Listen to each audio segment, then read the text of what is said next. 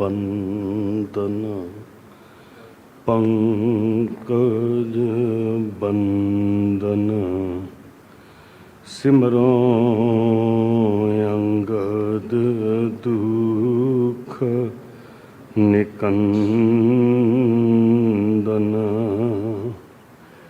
गुर अमरदास हृदय नित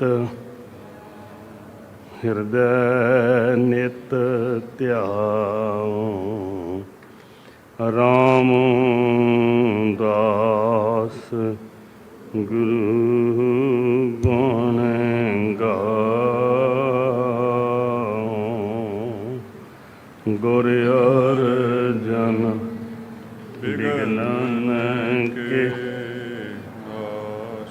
विघ्नन के गुर हर गोबिंद शुभ मत श्री हर राय नमो कर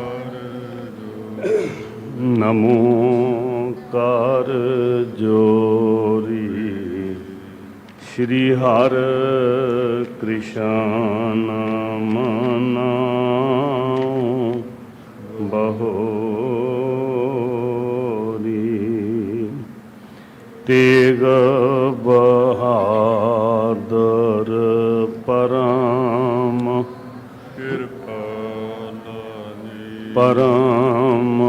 कृपाला श्री गुरु गोबिंद सिंह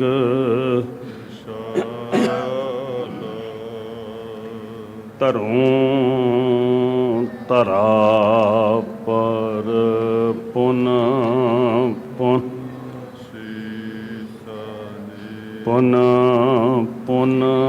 सीसा बंदों बार बार जगदीसा जा मैं अमृत ज्ञान है माणक भगत बैराग श्री गुरु ग्रंथ साहिब उदद बंधों कर अनुराग मेरा करो तृण ते मोह जाहे गरीब निवाज ना दूसर तो सो भूल शिमो हमरी प्रभ आपन भूलन हार कहाँ को मोसो कहाँ बुद्ध प्रभ तुष हमारी बरन सकै महिमा जो तिहारी हम ना सकत कर सिफत तुम्हारी आप लिहो तुम कथा सुधारी एक ओंकारा सतगुरु तेह प्रसाद सच होए वाहिगुरु जी की फतेह बिघन विनाश वाहिगुरु जी की फतेह बिघन विनाशन सोए। वाहिगुरु साहिब जी कलंगी धर को कौतक ऐसो बिदत भ्यो ता सगल जहान परखण कर दिजबर राखे सुध तिन की लेखां रूपान। वाहिगुरु जी का खालसा वाहिगुरु जी की फतेह। सतगुरु श्री गुरु ग्रंथ साहिब महाराज जी की ਪਵਿੱਤਰ ਹਜ਼ੂਰੀ ਅੰਦਰ ਧੰਨ ਬਾਬਾ ਜ਼ੋਰਾਵਰ ਸਿੰਘ ਜੀ, ਧੰਨ ਬਾਬਾ ਫਤਿਹ ਸਿੰਘ ਜੀ, ਧੰਨ ਮਾਤ ਗੁਜਰ ਕੌਰ ਜੀ ਦੇ ਮਹਾਨ ਸ਼ਹੀਦੀ ਸਥਾਨ ਤੇ ਅਦਬ ਪਿਆਰ ਵਿੱਚ ਸਜੀ ਸਾਧ ਸੰਗਤ ਗੁਰ ਇਤਿਹਾਸ ਦੀ ਲੜੀ ਅੰਦਰ ਸਤਿਗੁਰੂ ਸਾਹਿਬ ਸ੍ਰੀ ਗੁਰੂ ਗੋਬਿੰਦ ਸਿੰਘ ਸੱਚੇ ਪਾਤਸ਼ਾਹ ਮਹਾਰਾਜ ਜੀ ਦੀਆਂ ਵਰਤਾਈਆਂ ਹੋਈਆਂ ਵਿਧੀਆਂ ਸਾਧਨ ਆਪ ਜੀ ਸਰਵਣ ਕਰ ਰਹੇ ਹੋ। ਸ਼੍ਰੀ ਅਨੰਦਪੁਰ ਸਾਹਿਬ ਦੀ ਧਰਤੀ ਤੇ ਜੋ ਗੁਰੂ ਪਾਤਸ਼ਾਹ ਹਜ਼ੂਰ ਨੇ ਕੌਤਕ ਵਰਤਾਏ, ਜਿਸ ਤਰ੍ਹਾਂ ਵੱਡੀ ਤਿਆਰੀ ਕੀਤੀ, ਸਰਬ ਪੱਖੀ ਵਿਕਾਸ ਖਾਲਸਾ ਦਾ, ਸਿੱਖ ਦਾ ਹਰ ਪੱਖ ਤੋਂ ਨਿਪੁੰਨ ਕਰਨ ਵਾਸਤੇ, ਭਾਵੇਂ ਉਹ ਵਿਦਿਅਕ ਪੱਖ ਸੀ, ਭਾਵੇਂ ਉਹ ਗਿਆਨ ਦਾ, ਆਤਮ ਗਿਆਨ ਦਾ ਪੱਖ ਸੀ, ਭਾਵੇਂ ਉਹ ਸੂਰਬੀਰਤਾ ਦਾ, ਯੁੱਧ ਵਿਦਿਆ ਦਾ ਪੱਖ ਸੀ। ਸੋ ਉਹ ਇੱਕ ਕਮਾਲ ਦਾ ਅਧਿਆਏ ਆਪ ਜੀ ਸਰਵਣ ਕਰ ਰਹੇ ਹੋ ਕਿ ਮਹਾਰਾਜ ਜੀ ਕਿਵੇਂ ਕਿਵੇਂ ਤਿਆਰੀ ਕਰ ਰਹੇ ਨੇ। ਗੁਰੂ ਪਾਤਸ਼ਾਹ ਜੀ ਨੇ ਭਰਮ ਨਿਵਾਰਨ ਵਾਸਤੇ ਪ੍ਰਤੱਖ ਕੀਤਾ, ਪੁਰੋਹਿਤਾਂ ਦੀ, ਪੁਜਾਰੀਆਂ ਦੀ ਪਰਖ ਕਰਕੇ ਕਿ ਕਿਵੇਂ ਲੋਭ ਵਿੱਚ ਗ੍ਰਸੇ ਹੋਏ ਮਨੁੱਖ ਜੋ ਦੂਜਿਆਂ ਨੂੰ ਉਪਦੇਸ਼ ਕਰਦੇ ਆ, ਉਹ ਆਪਣੇ ਅਸੂਲਾਂ ਤੋਂ, ਆਪਣੇ ਆਦਰਸ਼ ਤੋਂ ਕਿਵੇਂ ਆਪ ਡਿੱਗ ਜਾਂਦੇ ਆ। ਸੋ ਇਹ ਬਿਰਤਾਂਤ ਕੱਲ੍ਹ ਤੁਸੀਂ ਸੁਣਿਆ। ਇਸ ਤੋਂ ਅੱਗੇ ਸੱਚੇ ਸਾਹਿਬ ਜੀ ਦੇ ਚਰਨਾਂ 'ਚ ਅਰਜ਼ੋਈ ਕਰੀਏ, ਪਾਤਸ਼ਾਹ ਸਿਰ 'ਤੇ ਹੱਥ ਰੱਖਣ, ਆਪ ਸੰਗਤ ਅਸੀਸ ਦਿਓ, ਗੁਰੂ ਕਾ ਜਸ, ਗੁਰੂ ਕੀ ਕੀਰਤੀ ਕਹਿ ਸਕੀਏ। ਸਾਰੇ ਪਿਆਰ ਵਿੱਚ ਜੁੜ ਕੇ ਸਿਮਰੋ ਜੀ ਧੰਨ ਸ਼੍ਰੀ ਗੁਰੂ ਗ੍ਰੰਥ ਸਾਹਿਬ। ਫਿਰ ਜਪੋ ਜੀ ਧੰਨ ਸ਼੍ਰੀ ਗੁਰੂ ਗ੍ਰੰਥ ਸਾਹਿਬ ਮਹਾਰਾਜ ਜੀ। ਵਾਹਿਗੁਰੂ ਸਾਹਿਬ ਜੀ ਕਲਗੀ ਧਰ ਕੋ ਕੌਤਕ ਐਸੋ। ਧੰਨ ਗੁਰੂ ਗੋਬਿੰਦ ਸਿੰਘ ਮਹਾਰਾਜ ਦੇ ਕੌਤਕ ਨੇ ਜੋ ਤੁਸੀਂ ਸੁਣ ਰਹੇ ਹੋ। ਐਸੇ ਸਨ ਕੌਤਕ, ਐਸੀ ਸੀ ਸਤਿਗੁਰੂ ਜੀ ਦੀ ਵਰਤਾਈ ਹੋਈ ਖੇਡ। ਹਰ ਪੱਖ ਤੋਂ ਕਦੀ ਵਿਦਵਾਨਾਂ ਨੂੰ ਬੁਲਾਉਂਦੇ ਆ, ਕਦੀ ਸੱਚੇ ਸਾਹਿਬ ਜੀ ਪੁਰੋਹਿਤ ਪੁਜਾਰੀਆਂ ਨੂੰ ਸੱਦਦੇ ਆ, ਤੇ ਸੰਸਾਰ ਦੇ ਸਾਹਮਣੇ ਜੋ ਜੋ ਜਿਸ ਦੇ ਪੱਲੇ ਆ ਉਹ ਪ੍ਰਗਟ ਹੁੰਦਾ ਹੈ। ਕਿਸੇ ਕੋਲ ਵਿਦਵਤਾ ਹੈ ਤੇ ਕਿਸੇ ਕੋਲ ਪਖੰਡ ਵੀ ਹੈ, ਦੋਨੋਂ ਹੀ ਪੱਖ ਨੇ। ਮਹਾਰਾਜ ਸੱਚੇ ਪਾਤਸ਼ਾਹ ਇੱਦਾਂ ਦੇ ਕੌਤਕ ਰਚ ਰਹੇ ਹਨ। ਬਿਦਤ ਭਇਓ ਤਬ ਸਗਲ ਜਹਾਨ। ਬਿਦਤ ਭਇਓ, ਸਾਰੇ ਜਗਤ ਦੇ ਉੱਤੇ ਜੋ ਪ੍ਰਗਟ ਹੋ ਰਹੇ ਹਨ, ਇਹ ਪਰਖਣ ਕਰ ਦਿਜਬਰ ਰਾਖੇ। ਇਸ ਤਰ੍ਹਾਂ ਜੋ ਪ੍ਰਸੰਗ ਕੱਲ੍ਹ ਆਪ ਜੀ ਨੇ ਸੁਣਿਆ ਵੀ ਦਿਜਬਰ ਪੁਰੋਹਿਤਾਂ ਪੁਜਾਰੀਆਂ ਪਾਂਡਿਆਂ ਨੂੰ ਗੁਰੂ ਸਾਹਿਬ ਜੀ ਨੇ ਸੰਗਤ ਦੇ ਸਾਹਮਣੇ ਪਰਖ ਕੇ ਹਕੀਕਤ ਸਾਹਮਣੇ ਲਿਆਂਦੀ, ਸੱਚ ਸਾਹਮਣੇ ਲਿਆਂਦਾ। ਸੁਧ ਤਿਨ ਕੀ ਲੇਖਾਣ ਰੂਪਾਨ। ਹਾਂ, ਸਭ ਨੂੰ ਪ੍ਰਸ਼ਾਦਾ ਪਾਣੀ ਭੋਜਨ ਆਦਿਕ ਉਹ ਸਭ ਨੂੰ ਸੱਚੇ ਪਾਤਸ਼ਾਹ ਜੀ ਦੇ ਦਰ ਤੋਂ ਮਿਲਦਾ। ਦਿਨ ਪ੍ਰਤ ਕਰੇ ਦਿਵਾਵਨ ਨੀਕੇ। ਦਿਨ ਪ੍ਰਤ ਕਰੈ ਦਿਵਾਵਨ ਨੀਕੇ। ਮਹਾਰਾਜ ਜੀ ਜੋ ਵੀ ਲੋੜਵੰਦ ਆਉਂਦਾ, ਹਰ ਵਸਤੂ, ਹਰ ਸ਼ੈ ਸਤਿਗੁਰੂ ਜੀ ਦੇ ਦਰ ਤੋਂ ਹਰ ਲੋੜਵੰਦ ਨੂੰ ਮਿਲਦੀ।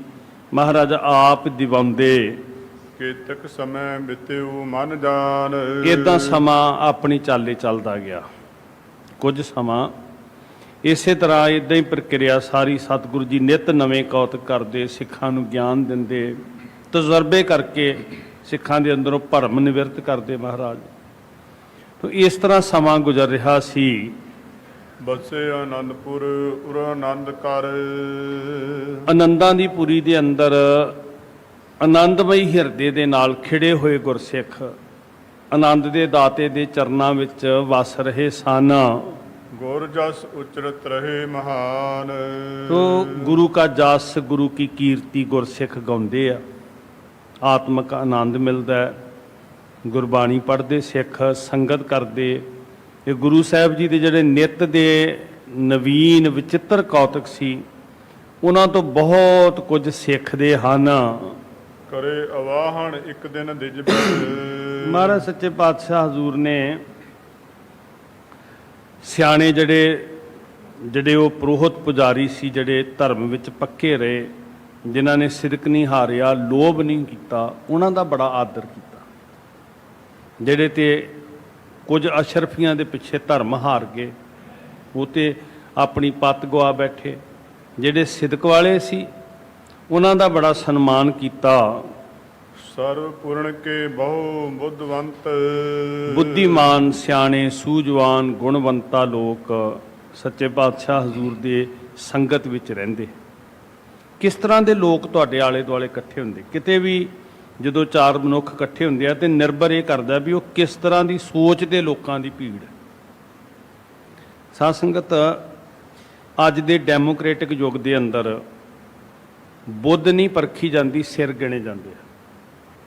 ਕਿਉਂਕਿ ਇੱਕ ਮੂਰਖ ਦੀ ਵੋਟ ਦਾ ਵੀ ਉਨਾ ਹੀ ਮੁੱਲ ਹੈ ਤੇ ਇੱਕ ਗਿਆਨੀ ਦੀ, ਪੰਡਤ ਦੀ, ਵਿਦਵਾਨ ਦੀ ਵੋਟ ਦਾ ਵੀ ਉਨਾ ਹੀ ਮੁੱਲ ਹੈ।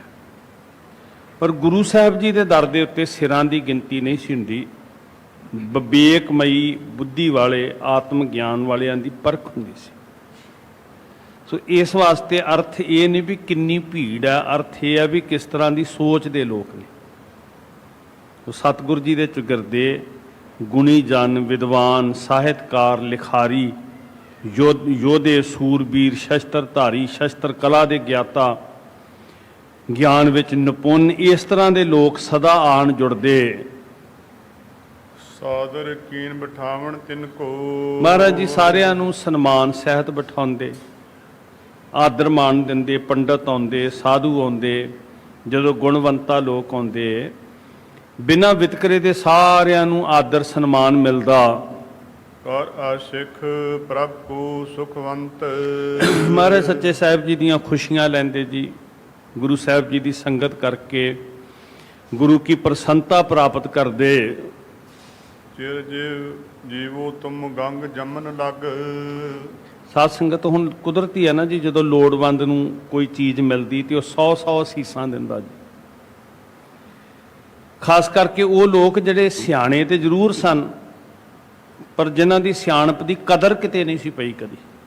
ਮਹਾਰਾਜ ਨੇ ਉਹਨਾਂ ਨੂੰ ਖੁੱਲੇ ਗੱਫੇ ਦਿੱਤੇ, ਚੰਗਾ ਆਦਰ ਦਿੱਤਾ। ਉਹ 100 ਅਸੀਸ ਦਿੰਦੇ, ਉਹਨਾਂ ਦੇ ਮੂੰਹੋਂ ਸ਼ੁਭ ਬਚਨ ਨਿਕਲਦੇ, ਭਲੇ ਬੋਲ ਨਿਕਲਦੇ। ਤੋ ਅਕਸਰ ਇਹ ਜਿਹੜੇ ਗੁਣੀ ਜਨ ਸਨ ਸਾਰੇ ਹੀ, ਜਾਂ ਸਾਧੂ ਸੰਨਿਆਸੀ ਆਉਂਦੇ, ਜਾਂ ਪ੍ਰੋਹਤ ਪੁਜਾਰੀ ਸਨ, ਇਹ ਬੜੇ ਚੰਗੇ ਬਚਨ ਉਦੋਂ ਚੰਗੇ ਨਿਕਲਦੇ ਜਦੋਂ ਕਿਸੇ ਦਾ ਮਨ ਠੰਡਾ ਸ਼ਾਂਤ ਹੁੰਦਾ, ਜਦੋਂ ਕਿਸੇ ਦੀ ਆਤਮਾ ਖੁਸ਼ ਹੁੰਦੀ ਹੈ। ਪੁਜਾਰੀ ਸਨ, ਇਹ ਬੜੇ ਚੰਗੇ ਬਚਨ ਉਦੋਂ ਚੰਗੇ ਨਿਕਲਦੇ ਜਦੋਂ ਕਿਸੇ ਦਾ ਮਨ ਠੰਡਾ ਸ਼ਾਂਤ ਹੁੰਦਾ, ਜਦੋਂ ਕਿਸੇ ਦੀ ਆਤਮਾ ਖੁਸ਼ ਹੁੰਦੀ ਹੈ। ਸੋ ਗੁਰੂ ਘਰ ਵਾਸਤੇ ਇਸ ਤਰ੍ਹਾਂ ਫਿਰ ਇਹ ਸ਼ੁਭ ਬਚਨ ਬੋਲਦੇ। ਤੇਜ ਪ੍ਰਤਾਪ ਮੜੈ ਅਤਿਅੰਤ, ਇਹ ਦਾਤਾ ਜੀ ਤੁਹਾਡਾ ਤੇਜ ਪ੍ਰਤਾਪ ਅਤਿਅੰਤ ਵੱਧਦਾ ਰਵੇ। ਇਹੀ ਸ਼ੁਭ ਭਾਵਨਾਵਾਂ ਮਨ ਵਿੱਚੋਂ ਪ੍ਰਗਟ ਕਰਦੇ। ਅਸ਼ਟੋਂ ਦਿਗ ਪਾਲਣ ਕੇ ਸਮ ਤੁਮ, ਮਹਾਰਾਜ ਸੱਚੇ ਪਾਤਸ਼ਾਹ ਹਜ਼ੂਰ ਨੂੰ ਕਹਿੰਦੇ ਵੀ ਅਸੀਂ ਬੜੇ ਦੁਨੀਆ ਦੇ ਉੱਤੇ ਲੋਕ ਵੇਖੇ, ਰਾਜੇ ਵੇਖੇ, ਅਮੀਰ ਵੇਖੇ, ਪਰ ਤੁਹਾਡੇ ਵਰਗਾ ਪਾਲਣਹਾਰਾ ਨਹੀਂ ਵੇਖਿਆ। ਰਾਜ ਸਾਜ ਮੈਂ ਵੱਡ ਬਲਵੰਤ, ਜਿਹੜੇ ਹਰ ਪੱਖ ਤੋਂ ਤੁਸੀਂ ਰਾਜਿਆਂ ਦੇ ਰਾਜੇ ਹੋ, ਤੁਸੀਂ ਸਾਧੂਆਂ ਦੇ ਸਾਧੂ ਹੋ, ਵਿਦਵਾਨਾਂ ਦੇ ਵਿਦਵਾਨ ਹੋ, ਜਰਨੈਲਾਂ ਦੇ ਜਰਨੈਲ ਹੋ, ਹਰ ਪੱਖ ਤੋਂ ਸਤਿਗੁਰੂ ਜੀ ਤੁਸੀਂ ਨਿਪੁੰਨ ਹੋ। ਸਭ ਸੋ ਪ੍ਰਸ਼ਨ ਕਰਿਓ ਕਲਗੀ ਧਰ। ਮਹਾਰਾਜ ਸੱਚੇ ਪਾਤਸ਼ਾਹ ਜੀ ਸਵਾਲ ਕਰਦੇ ਆ ਸਾਧ ਸੰਗਤ ਸਾਰਿਆਂ ਨੂੰ ਨਾ, ਜਿਹੜੇ ਗੁਣੀ ਜਨ, ਪ੍ਰੋਹਤ ਪੁਜਾਰੀ, ਵਿਦਵਾਨ, ਪੰਡਤ, ਸਿਦਕ ਵਾਲੇ ਸੀ, ਉਹਨਾਂ ਨੂੰ ਗੁਰੂ ਸਾਹਿਬ ਜੀ ਨੇ ਸਵਾਲ ਕੀਤਾ। ਸੁਨੋ ਵਿਪਰ ਬਾਰ ਵਿਦਿਆਵੰਤ, ਤੁਸੀਂ ਵਿਦਵਾਨ ਹੋ, ਤੁਸੀਂ ਵਿਦਿਆ ਪੜ੍ਹੀ ਹੋਈ ਹੈ, ਤੁਸੀਂ ਲੋਕਾਂ ਨੂੰ ਧਰਮ ਦਾ ਉਪਦੇਸ਼ ਦਿੰਦੇ ਹੋ। ਹੇ ਪ੍ਰੋਹਤ ਜਨੋ ਤੁਸੀਂ ਸੁਣੋ।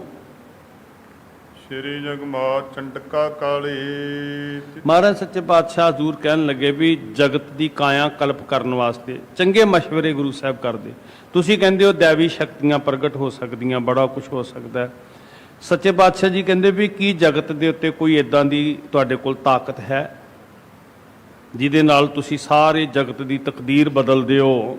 ਜਿਸ ਪੂਜਨ ਕੋ ਹਬ ਚਿਤਵੰਤ, ਤੁਸੀਂ ਇਦਾਂ ਦੀ ਕੋਈ ਪੂਜਾ ਕਰਦੇ ਹੋ? ਇਦਾਂ ਦੇ ਸਵਾਲ ਸਤਿਗੁਰਾਂ ਨੇ ਕੀਤੇ। ਯਥਾ ਪ੍ਰਯੋਗ ਮੰਤਰ ਜਪ ਦੇ ਬਲ, ਤੁਸੀਂ ਕਿਹੜੇ ਮੰਤਰਾਂ ਦੇ ਬਲ ਦੇ ਨਾਲ ਸਾਰੇ ਜਗਤ ਦੀ ਕਾਇਆ ਕਲਪ ਕਰ ਸਕਦੇ ਹੋ। ਆਗਮ ਨਿਗਮ ਵਿਖੇ ਲਿਖਿਅੰਤ ਜਿਹੜੇ ਤੁਹਾਡੇ ਗ੍ਰੰਥਾਂ ਦੇ ਅੰਦਰ ਲਿਖੇ ਹੋਵਣ, ਤਥਾ ਭਨੋ ਹਮ ਸੰਗ ਸਰਬ ਹੀ। ਸਾਨੂੰ ਉਹ ਤੁਸੀਂ ਦੱਸੋ। ਬੜੇ ਦਲੀਲ ਨਾਲ ਮਹਾਰਾਜ ਨੇ ਗੱਲ ਕੀਤੀ। ਉਹ ਸਾਰਾ ਸਾਨੂੰ ਦੱਸੋ ਜਿਹੜੇ ਆਗਮ ਨਿਗਮ ਦੇ ਅੰਦਰ, ਜਿਹੜੇ ਤੁਹਾਡੇ ਗ੍ਰੰਥ ਸ਼ਾਸਤਰਾਂ ਦੇ ਅੰਦਰ ਲਿਖੇ ਨੇ, ਉਹ ਸਾਨੂੰ ਦੱਸੋ। ਜਿਮ ਜਾਣਤ ਹੋ ਸਗਲ ਮਤੰਤ, ਜੋ ਤੁਸੀਂ ਜਾਣਦੇ ਹੋ, ਜਿਮ ਜਾਣਤ ਹੋ ਸਗਲ ਮਤੰਤ, ਉਹ ਸਾਰੀ ਸਾਨੂੰ ਉਹ ਮਤਾ, ਉਹ ਸਲਾਹ ਮਸ਼ਵਰਾ ਤੁਸੀਂ ਦੇਵੋ। ਮੁਖੀਏ ਵਿਪਰੰਬਾਰ ਬਹੁ ਵਿਚਾਰ ਕਰ। ਸਾਧ ਸੰਗਤ ਇਹ ਕਹਿਣ ਲੱਗੇ ਜੀ ਵੀ ਬੜੀ ਸੋਚ ਸਮਝ ਕੇ, ਬਹੁਤ ਵਿਚਾਰ ਕਰਕੇ, ਜਿਹੜਾ ਮੁਖੀ ਵਿਪਰ ਸੀ, ਪ੍ਰੋਹਤ ਸੀ, ਉਹਨੇ ਆਖਿਆ। ਸਤਿਗੁਰ ਸੰਗ ਸੁਨਾਵਨ ਕੀਨ, ਸੱਚੇ ਪਾਤਸ਼ਾਹ ਮਹਾਰਾਜ ਨੂੰ ਆਖਣ ਲੱਗਾ, ਸੁਣਾਉਣ ਲੱਗਾ। ਬਰਣੀ ਕਰਨ ਪ੍ਰਯੋਗ ਮੰਤਰ ਕੋ, ਬਰਨੀ ਕਰਨ ਪ੍ਰਯੋਗ ਮੰਤਰ ਕੋ। ਕਹਿਣ ਲੱਗੇ ਜੀ ਮੰਤਰਾਂ ਦਾ ਜਿਹੜੀ ਵਿਧੀ ਹੈ, ਮੰਤਰਾਂ ਦਾ ਜਿਹੜਾ ਪ੍ਰਯੋਗ ਹੈ, ਨਿਜ ਕਾਰ ਸਾਧਕ ਵਿਦ ਪੀਨ, ਇਹਨੂੰ ਬੜੀ ਸਾਧਨਾ ਦੇ ਨਾਲ, ਬੜੀ ਜੁਗਤ ਦੇ ਨਾਲ ਵਰਤਣਾ ਹੁੰਦਾ ਹੈ। ਇਸ ਪ੍ਰਕਾਰ ਕੇ ਅਬ ਅਨੇਕ ਦਿਜ, ਬਹੁਤ ਸਾਰੇ ਇਦਾਂ ਦੇ ਸਾਡੇ ਪ੍ਰੋਹਤ ਹਨ, ਸਾਡੇ ਪੁਜਾਰੀ ਹਨ, ਖੋਜੋ ਪ੍ਰਾਪਤ ਹੋਏ ਪ੍ਰਵੀਨ, ਜਿਹੜੇ ਇਹ ਵਿਧੀਆਂ ਨੂੰ ਜਾਣਨ ਵਾਲੇ ਹੋਣਗੇ, ਜਿਨ੍ਹਾਂ ਨੂੰ ਖੋਜਣਾ ਪਵੇਗਾ। ਦੁਗਣ ਚੋਗਣੀ ਪੂਜਾ ਕਰਵੇ। ਹਾਂ, ਉਹ ਪੂਜਾ ਬਹੁਤ ਲੈਂਦੇ ਆ। ਦੁੱਗਣੀ ਚੌਗੁਣੀ ਪੂਜਾ, ਮਤਲਬ ਪੂਜਾ ਲੈਣੀ, ਕਹਿੰਦੇ ਨੇ ਜੀ ਸਾਨੂੰ ਪੂਜਾ ਦਾ ਧਨ ਲੈਣਾ, ਪੂਜਾ ਦਾ ਉਹਦੇ ਵਿੱਚੋਂ ਪੈਸੇ ਲੈਣੇ। ਸੋ ਇਹ ਪ੍ਰੋਹਤ ਕਹਿਣ ਲੱਗੇ ਜੀ ਵੀ ਉਹ ਦੁੱਗਣੀ ਚੌਗੁਣੀ ਪੂਜਾ ਲੈਣਗੇ, ਕਾਰ ਸਦਾ ਆਪ ਲਿਹੁ ਚੀਨ, ਫਿਰ ਉਹ ਕਾਰਜ ਕੋਈ ਕਰਨਗੇ। ਪ੍ਰੋਖ ਦੇ ਤਬਾਰ ਕਾਰਜ ਹੋਵਤ। ਫਿਰ ਇੱਕ ਗੱਲ ਹੋਰ, ਪ੍ਰੋਹਤ ਕਹਿੰਦਾ ਵੀ ਇਦਾਂ ਦੇ ਤੇ ਤੁਹਾਨੂੰ ਮਿਲ ਜਾਣਗੇ ਜਿਹੜੇ ਦੇਵੀ ਦੇਵਤਿਆਂ ਦੇ ਵਰ ਪ੍ਰਾਪਤ ਕਰ ਸਕਦੇ ਆ। ਦੇਵੀ ਦੇਵਤਿਆਂ ਨੂੰ ਪ੍ਰਗਟ ਕਰਨ ਵਾਲਾ ਕੋਈ ਨਹੀਂ ਮਿਲਦਾ। ਗੁਰੂ ਸਾਹਿਬ ਜੀ ਨੇ ਅਸਲ 'ਚ ਸੰਸਾਰ ਦੇ ਭਰਮ ਨਿਵਰਤ ਕੀਤੇ ਵੀ ਜਗਤ ਦੇ ਉੱਤੇ ਇੱਕੋ ਹੀ ਕਰਤਾ ਪੁਰਖ ਵਾਹਿਗੁਰੂ ਜੀ ਦੈਵੀ ਤਾਕਤ ਹਨ, ਅਕਾਲ ਪੁਰਖ ਵਾਹਿਗੁਰੂ ਜੀ, ਬਾਕੀ ਸਾਰੇ ਅਸੀਂ ਉਹਦੇ ਮੰਗਤੇ ਹਾਂ। ਜੋ ਅੰਮ੍ਰਿਤ ਵੇਲੇ ਵੀ ਸੱਚੇ ਪਾਤਸ਼ਾਹ ਜੀ ਨੇ ਹੁਕਮ ਬਖਸ਼ਿਸ਼ ਕੀਤਾ ਸਾਨੂੰ, ਜੋ ਸੋਝੀ ਸਾਹਿਬ ਨੇ ਸਾਨੂੰ ਦਿੱਤੀ ਵੀ ਅਸੀਂ ਸਾਰੇ ਜਾਚਕ ਹਾਂ, ਸਾਰੇ ਅਸੀਂ ਮੰਗਤੇ ਹਾਂ। ਦਾਤਾ ਤੇ ਕੇਵਲ ਏਕ ਹੀ ਹੈ, ਦਵਈਆ ਤੇ ਕੇਵਲ ਇੱਕ ਹੀ ਆ, ਰੋਜੀ ਦੇਹਿੰਦ ਤੇ ਕੇਵਲ ਇੱਕ ਅਕਾਲ ਪੁਰਖ ਵਾਹਿਗੁਰੂ ਹੈ। ਸੋ ਇਸ ਤਰ੍ਹਾਂ ਭਰਮ ਨਿਵਰਤ ਕਰਨ ਵਾਸਤੇ ਮਹਾਰਾਜ ਨੇ ਸਾਰੀ ਜਿਹੜੀ ਗੱਲਬਾਤ ਸੀ ਇਹ ਕੀਤੀ।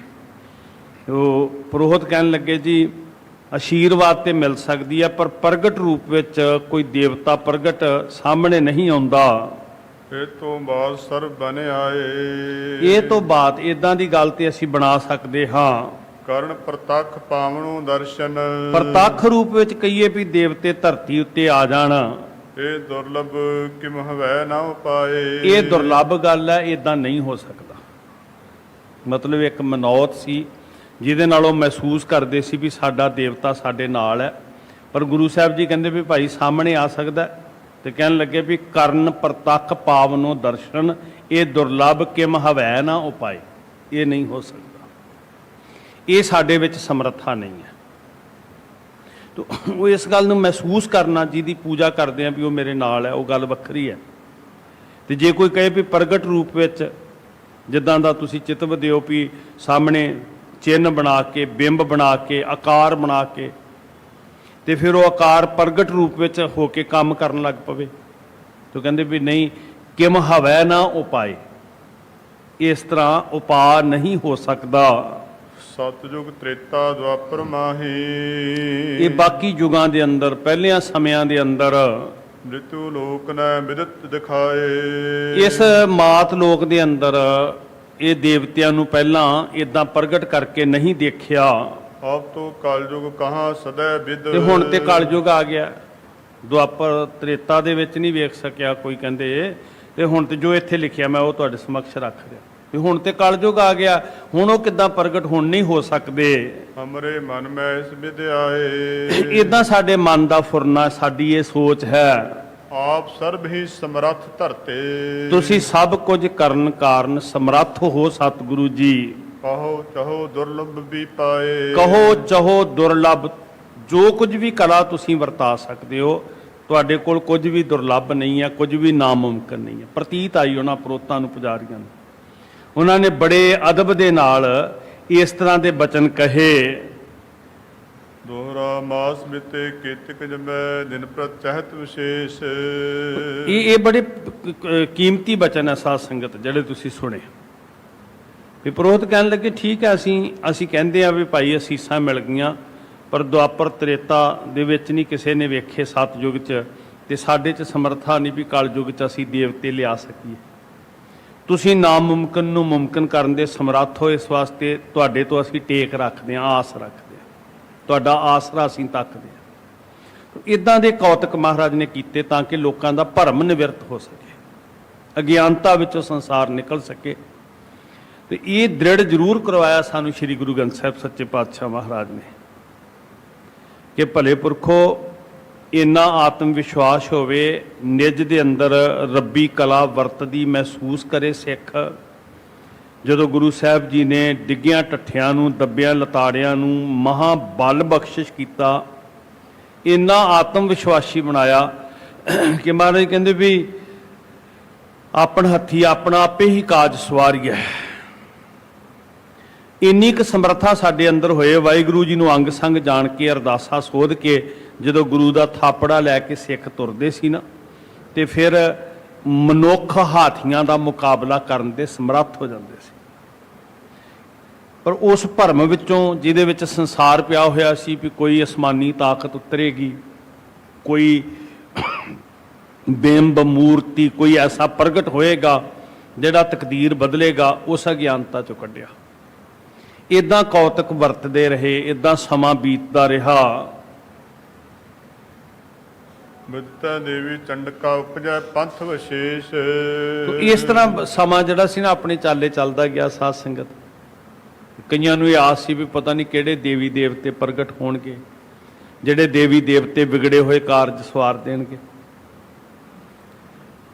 ਸੱਚੇ ਪਾਤਸ਼ਾਹ ਮਹਾਰਾਜ ਜੀ ਨੇ ਸਿੱਖਾਂ ਨੂੰ ਗਾਤਰੇ ਕਿਰਪਾਨ ਬਖਸ਼ਿਸ਼ ਕਰਕੇ ਸਵੈ ਮਾਨ ਦਿੱਤਾ ਤੇ ਇਹ ਬਚਨ ਕਹੇ ਸੀ, ਤੂੰ ਹੀ ਨਿਸ਼ਾਨੀ ਜੀਤ ਕੀ।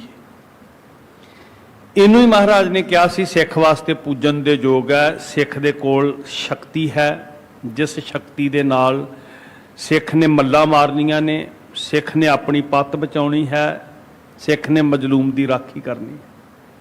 ਵਕਤ ਆਪਣੀ ਚਾਲੇ ਚੱਲਦਾ ਗਿਆ। ਤੋ ਪਈ ਆਇਓ ਫਾਗੁਣ ਮਾਸ ਸੁਹਾਵਤ।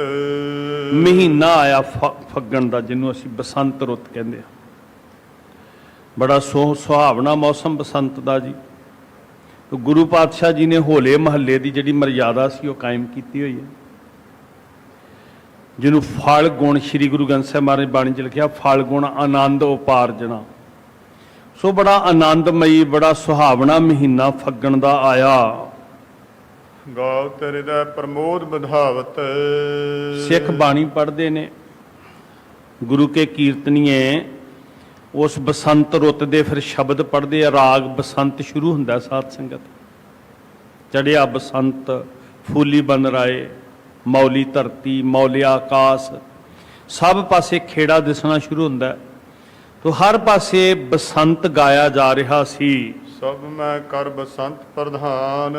ਬਸੰਤ ਦੀ ਪ੍ਰਧਾਨਤਾ ਸੀ, ਬਸੰਤ ਰਾਗ ਦੀ। ਪਰ ਤੁਸੀਂ ਵੇਖੋ ਨਾ, ਗੁਰੂ ਕੇ ਕੀਰਤਨੀਏ ਬਾਣੀ ਪੜ੍ਹਦੇ ਨੇ ਫਿਰ ਜਿੱਥੇ ਵੀ ਕਿਤੇ, ਤੇ ਫਿਰ ਉਹਨਾਂ ਦਿਨਾਂ 'ਚ ਬਸੰਤ ਰਾਗ ਦੀ ਪ੍ਰਧਾਨਤਾ ਹੁੰਦੀ ਆ। ਬਸੰਤ ਰਾਗ ਪੜ੍ਹਦੇ ਗੁਰਸਿੱਖ ਬੜੇ ਪ੍ਰੇਮ ਵਿੱਚ। ਸਭ ਕੁਝ ਬਾਹਰ ਵੀ ਵਿਗਸਦਾ ਤੇ ਸਿੱਖ ਵਿਗਾਸ ਦੇ ਸ਼ਬਦ ਪੜ੍ਹਦੇ ਹਨ। ਅਪਰ ਰਾਗ ਸਭ ਗਾਏ ਸੁਜਾਨ।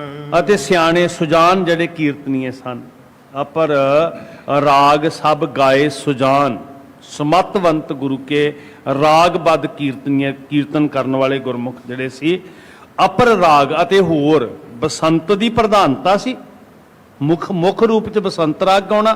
ਤੁਸੀਂ ਵੇਖੋ ਨਾ, ਰਾਗੀ ਸਾਹਿਬ ਸ਼ੁਰੂ ਕਰਦੇ ਆ ਕੇ ਪਹਿਲਾਂ ਬਸੰਤ ਰਾਗ ਗਾਉਂਦੇ, ਤੇ ਬਾਅਦ ਵਿੱਚ ਅਪਰ ਰਾਗ ਅਤੇ ਬਾਕੀ ਰਾਗਾਂ ਦਾ ਵੀ ਕੀਰਤਨ ਹੁੰਦਾ।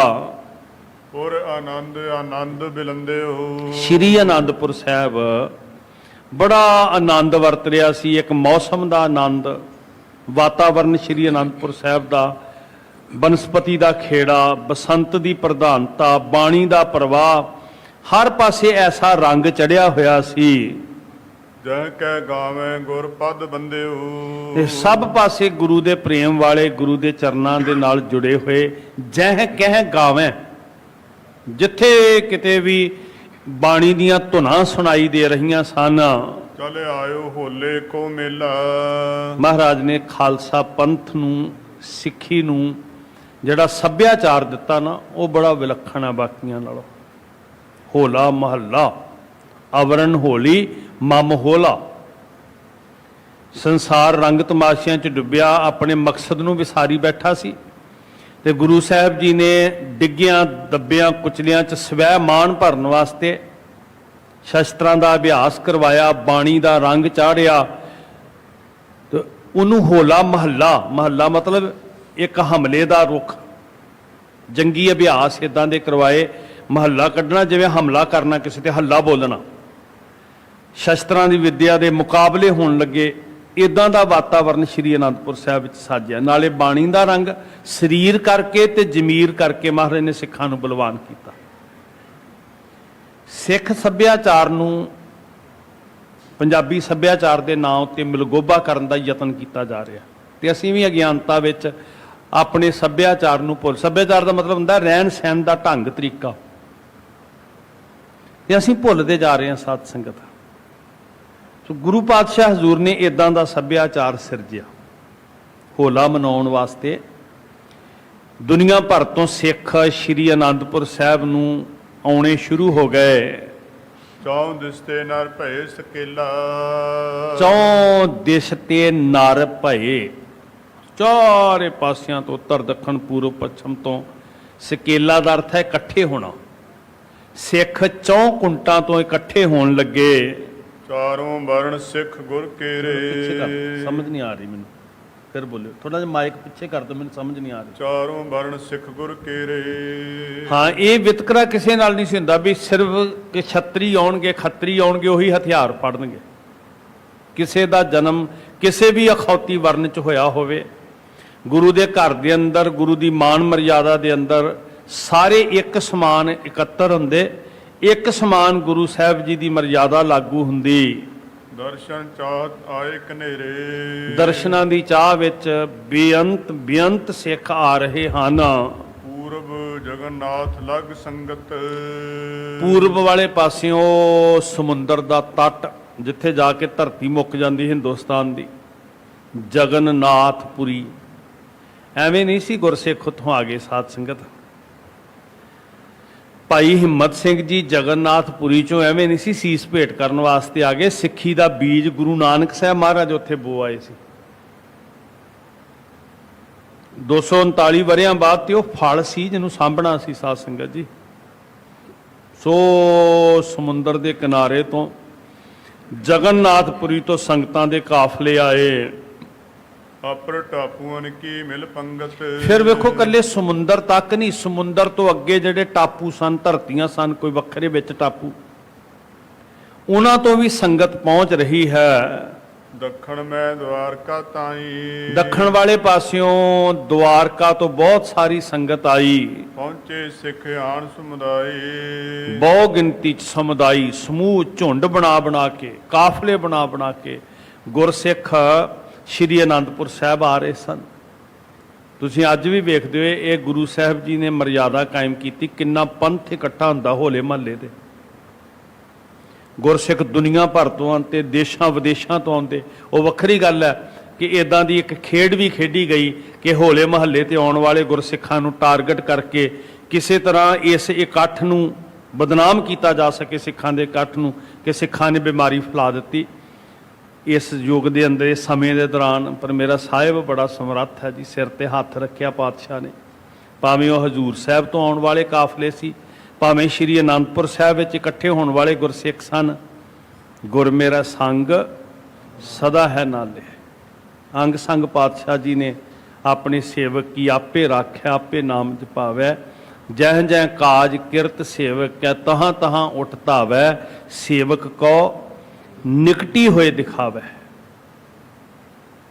ਇਦਾਂ ਲਾਜ ਰੱਖਦੇ ਪਾਤਸ਼ਾਹ। ਜੇ ਉਦੋਂ ਵੀ ਚੌਂ ਕੁੰਟਾਂ ਤੋਂ, ਟਾਪੂਆਂ ਤੋਂ, ਦਵਾਰਕਾ ਤੋਂ, ਜਗਨਨਾਥਪੁਰੀ ਤੋਂ ਬੇਅੰਤ ਸੰਗਤ ਉਮੜ ਕੇ ਆਉਣ ਲੱਗੀ।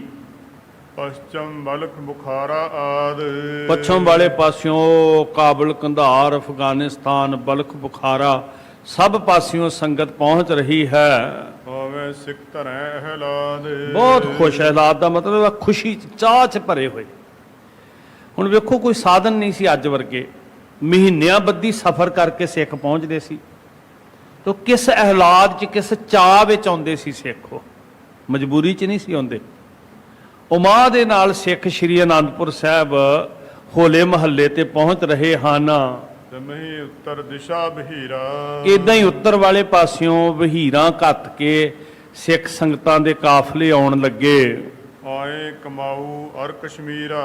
ਕਮਾਊ ਦਾ ਇਲਾਕਾ, ਕਸ਼ਮੀਰ ਦਾ ਇਲਾਕਾ, ਬੇਅੰਤ ਸੰਗਤ ਆ ਰਹੀ ਹੈ। ਕਹਿ ਲਓ ਦੇਸ਼ ਨਗਰ ਕੋ ਗਣੀਐ। ਭਾਈ ਸਾਹਿਬ ਜੀ ਕਹਿੰਦੇ, ਭਾਈ ਸੰਤੋਖ ਸਿੰਘ, ਵੀ ਮੈਂ ਕਿੱਥੋਂ ਕੁ ਤੱਕ ਗਿਣਤੀ ਕਰਾਂ। ਗੁਰੂ ਨਾਨਕ ਸਾਹਿਬ ਜੀ ਨੇ ਸਿੱਖੀ ਦਾ ਐਸਾ ਬੀਜ ਬੋਇਆ ਸੀ, ਦੂਰ ਦਰੇਡੇ ਦੇਸ਼ ਪ੍ਰਦੇਸ਼ਾਂ ਤੋਂ ਗੁਰਸਿੱਖ ਆ ਰਹੇ ਨੇ। ਕਹਿ ਲਓ ਸੰਗਤ ਨਾਮ ਸੁਭਣੀ ਹੈ। ਕਿੱਥੋਂ ਕਿੱਥੋਂ ਦਾ ਮੈਂ ਨਾਂ ਲਵਾਂ ਤੇ ਕਿੰਨੀ ਕੁ ਮੈਂ ਗਿਣਤੀ ਕਰਾਂ। ਮਤਲਬ ਗਿਣਤੀ ਤੋਂ ਬਾਹਰ ਦੀ ਬਾਤ ਹੈ, ਮੇਰੇ ਗਿਆਨ ਤੋਂ, ਮੇਰੇ ਅੰਦਾਜ਼ਿਆਂ ਤੋਂ ਪਰੇ ਦੀ ਬਾਤ ਹੈ। ਬੇਅੰਤ ਸੰਗਤ ਪਹੁੰਚ ਰਹੀ ਹੈ। ਦਸਵੇਂ ਪਾਤਸ਼ਾਹ ਜਸ ਦੂਨਾ। ਧੰਨ ਗੁਰੂ ਗੋਬਿੰਦ ਸਿੰਘ ਮਹਾਰਾਜ ਦਾ ਜਸ ਗਾ ਰਹੇ ਨੇ, ਦੁੱਗਣਾ ਚੌਗਣਾ ਆ ਕੇ ਕੈਸੇ ਕੌਤਕ ਵਰਤ ਰਿਹਾ। ਹੋਲੇ ਮਹੱਲੇ ਤੇ ਸੰਗਤਾਂ ਪਹੁੰਚ ਰਹੀਆਂ। ਮਹਾਰਾਜ ਜੀ ਕਿਸ ਤਰ੍ਹਾਂ ਦਾ ਅਭਿਆਸ ਕਰਵਾ ਰਹੇ ਨੇ, ਕੀ ਉਹਨਾਂ ਨੂੰ ਜੀਵਨ ਦੀ ਜੁਗਤ ਦੱਸ ਰਹੇ ਨੇ ਜੀ, ਕਿੱਦਾਂ ਦਾ ਰੰਗ ਚੜ੍ਹ ਰਿਹਾ ਸਿੱਖਾਂ ਨੂੰ। ਦੁਨਿਆਵੀ ਜਿਹੜੀ ਪਹਿਲੀ ਪਿਰਤ ਸੀ, ਜਿਹਦੇ 'ਚ ਸਮਾਜ ਗਰਸਿਆ ਪਿਆ ਸੀ, ਉਹਦੇ 'ਚੋਂ ਕੱਢਿਆ ਮਹਾਰਾਜ ਨੇ। ਤੋ ਗੁਰਮਤ ਦੇ ਰੰਗ ਵਿੱਚ ਸਤਿਗੁਰ ਜੀ ਸਿੱਖਾਂ ਨੂੰ ਰੰਗ ਰਹੇ ਹਨ। ਸੁਣੈ ਚੌਗੁਣ ਕਹੂੰ 10 ਗੁਣਾ। ਗੁਰੂ ਕਾ ਜਸ 10 ਦੁੱਗਣਾ ਚੌਗਣਾ 10 ਗੁਣਾ 4 ਕੁੰਟਾਂ ਤੇ ਫੈਲ ਰਿਹਾ ਹੈ।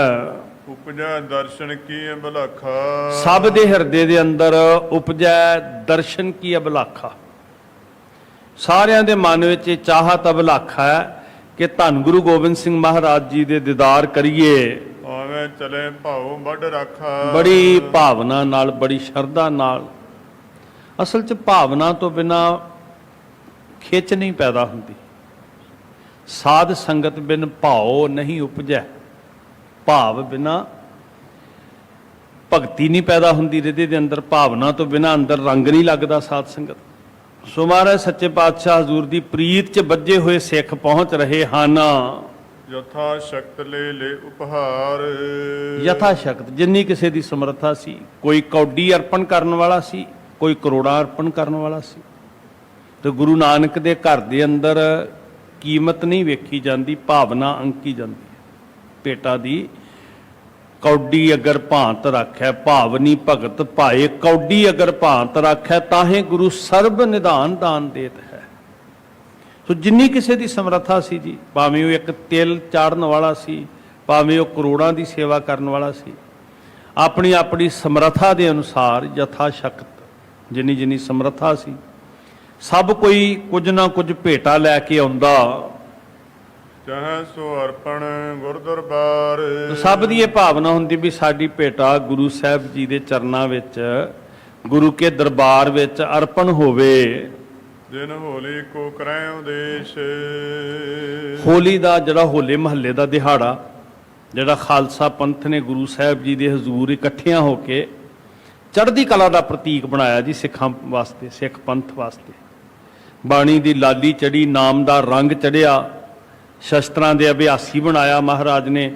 ਔਰ ਇੰਨੀ ਸਵੈਮਾਨ ਦੀ ਸ਼ਕਤੀ ਪੈਦਾ ਕੀਤੀ ਵੀ ਜ਼ੁਲਮ ਦੇ ਵਿਰੁੱਧ ਐਸਾ ਤਿਉਹਾਰ ਜਿਹਦੇ ਅੰਦਰ ਇਹ ਬਲ ਆਵੇ ਕਿ ਤੁਸੀਂ ਜ਼ੁਲਮ ਦਾ ਟਾਕਰਾ ਕਰਨਾ। ਇਦਾਂ ਦਾ ਤਿਉਹਾਰ, ਰੰਗ ਤਮਾਸ਼ਿਆਂ 'ਚ ਡੁੱਬਣ ਦਾ ਤਿਉਹਾਰ ਨਹੀਂ।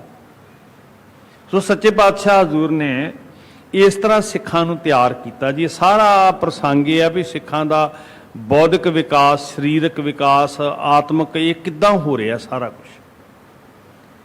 ਸਿੱਖ ਬੜੇ ਹੁਲਾਸ ਵਿੱਚ, ਚਾਅ ਵਿੱਚ ਇਕੱਠੇ ਹੋ ਰਹੇ ਹਨ। ਚੱਲੇ ਘਰਨ ਤੇ ਸਿੱਖ ਆਸ਼ੀਸ਼।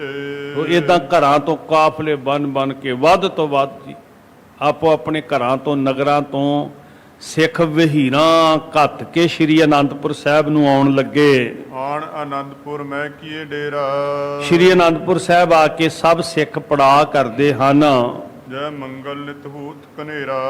ਜਿੱਥੇ ਹਰ ਰੋਜ਼ ਆਨੰਦ ਵਰਤਦਾ ਜੀ। ਸ਼੍ਰੀ ਅਨੰਦਪੁਰ ਸਾਹਿਬ ਆਪਣੀ ਸੁਰਤ ਲੈ ਕੇ ਚੱਲੀਏ ਸਾਧ ਸੰਗਤ। ਫੱਗਣ ਦਾ ਮਹੀਨਾ ਹੈ, ਮੌਸਮ ਖਿੜਿਆ ਹੋਇਆ ਹੈ, ਲੰਬੀ ਕਤਾਰ ਪਹਾੜਾਂ ਦੀ, ਹਰੇਕ ਚਾਰ ਰੁੱਖਾਂ ਨਾਲ ਢੱਕੀ ਹੋਈ, ਕਲਕਲ ਕਰਕੇ ਵਹਿੰਦਾ ਨਦੀਆਂ ਦਾ ਪਾਣੀ, ਸੋਹਣੇ ਸੋਹਣੀਆਂ ਉੱਚੀਆਂ ਪਹਾੜੀਆਂ, ਮੇਰੇ ਸਤਿਗੁਰੂ ਦੀਨ ਦਿਆਲ ਪਾਤਸ਼ਾਹ ਦੇ ਚਰਨਾਂ ਨਾਲ ਮਹਿਕੀ ਹੋਈ ਧਰਤੀ, ਨਿਵਾਜੀ ਹੋਈ ਧਰਤੀ ਪਾਤਸ਼ਾਹ ਜੀ ਦੀ। ਸਤ ਸੰਗਤ ਦਾ ਉੱਥੇ ਕੁੰਭ ਹੈ, ਬਾਣੀ ਦਾ ਪ੍ਰਵਾਹ ਚੱਲਦਾ ਹੈ ਤੇ ਗੁਰੂ ਪਾਤਸ਼ਾਹ ਹਜ਼ੂਰ ਦੀਦਾਰ ਬਖਸ਼ ਰਹੇ ਨੇ। ਸਿੱਖ ਭਾਰੀ ਗਿਣਤੀ 'ਚ ਆ ਕੇ ਭਵਰਿਆਂ ਵਾਂਗ ਜੁੜ ਰਹੇ ਨੇ, ਬੜੇ ਉਮਾਹ ਨਾਲ ਸਿੱਖ ਪਹੁੰਚ ਰਹੇ ਹਨ। ਸ਼ਬਦ ਕੀਰਤਨ ਕੀ ਧੁਨ ਉਠੇ। ਹਾਂ, ਉੱਥੇ ਹੁੰਦਾ ਕੀ ਹੈ? ਸਿੱਖਾਂ ਦੀ ਸੁਰਤ ਨੂੰ ਸ਼ਬਦ ਨਾਲ ਜੋੜਿਆ ਜਾ ਰਿਹਾ। ਹੋਲੇ ਮਹੱਲੇ ਤੇ ਤਿਆਰੀ ਕੀ ਹੋ ਰਹੀ ਹੈ? ਸਿੱਖਾਂ ਨੂੰ ਇਕੱਠਿਆਂ ਕਿਉਂ ਕੀਤਾ ਹੈ? ਸਿੱਖਾਂ ਨੂੰ ਸੁਰਤ ਕਰਕੇ ਉੱਚੀਆਂ ਕਰਨਾ ਹੈ, ਬਲਵਾਨ ਕਰਨਾ ਹੈ। ਸਿੱਖੀ ਹੈ ਬਲਵਾਨ ਕਰਨਾ, ਸੁਰਤ ਨੂੰ ਚੜ੍ਹਦੀ ਕਲਾ ਨਿਵਾਸ ਸਾਧੀ ਰੱਖਣਾ। ਭਾਈ ਸਾਹਿਬ ਭਾਈ ਵੀਰ ਸਿੰਘ ਜੀ ਹੋਰਾਂ ਨੇ ਆਪਣੀ ਲਿਖਤ ਰਾਣਾ ਸੂਰਤ ਸਿੰਘ, ਮੋਟੀ ਵੱਡੀ ਲਿਖਤ ਹੈ ਤੇ ਉਹਦੇ ਅੰਦਰ ਇਹ ਬੜੇ ਤੱਤ ਦਾ ਬਚਨ ਹੈ ਸਾਧ ਸੰਗਤ, ਸਿੱਖੀ ਦੀ ਪਰਿਭਾਸ਼ਾ। ਉਹਦੀ ਤਿਆਰੀ ਗੁਰੂ ਗੋਬਿੰਦ ਸਿੰਘ ਮਹਾਰਾਜ ਜੀ ਕਰੇ। ਗੁਰੂ ਨਾਨਕ ਸਾਹਿਬ ਜੀ ਤੋਂ ਜਿਹੜੀ ਤਿਆਰੀ ਆਰੰਭ ਹੋਈ ਸੀ, ਸਿੱਖਾਂ ਨੂੰ ਇਕੱਠਿਆਂ ਕਰਨਾ, ਸਿੱਖਾਂ ਨੂੰ ਕਰਮਕਾਂਡਾਂ ਤੋਂ ਮੁਕਤ ਕਰਨਾ, ਸਿੱਖਾਂ ਨੂੰ ਭਰਮ ਦੇ ਜਾਲ ਤੋਂ ਮੁਕਤ ਕਰਨਾ, ਸਿੱਖਾਂ ਨੂੰ ਸਰੀਰਕ ਤੌਰ ਤੇ ਬਲਵਾਨ ਕਰਨਾ, ਸਿੱਖਾਂ ਨੂੰ ਆਤਮਿਕ ਤੌਰ ਤੇ ਬਲਵਾਨ ਕਰਨਾ। ਤੇ ਉਹਦੇ ਵਾਸਤੇ ਸਭ ਤੋਂ ਵੱਡੀ ਤਿਆਰੀ ਕੀ ਹੈ? ਸ਼ਬਦ ਕੀਰਤਨ ਕੀ ਧੁਨ ਉੱਠੇ। ਜਿਉਂ-ਜਿਉਂ ਸਿੱਖਾਂ ਦੀ ਸੁਰਤ ਸ਼ਬਦ ਨਾਲ ਜੁੜੇਗੀ, ਸਿੱਖ ਆਤਮਿਕ ਤੌਰ ਤੇ ਬਲਵਾਨ ਹੋਣਗੇ, ਸਿੱਖ ਭਰਮ ਵਿੱਚ ਨਹੀਂ ਪੈਣਗੇ, ਸਿੱਖ ਇੱਕ ਦੇ ਵਾਲੇ ਪਾਸੇ ਰੁੱਖ ਕਰਕੇ ਗਿਆਨ ਦਾ ਮਾਰਗ ਅਪਣਾਉਣਗੇ, ਕਿਸੇ ਦੇ ਪਿੱਛੇ ਨਹੀਂ ਲੱਗਣਗੇ।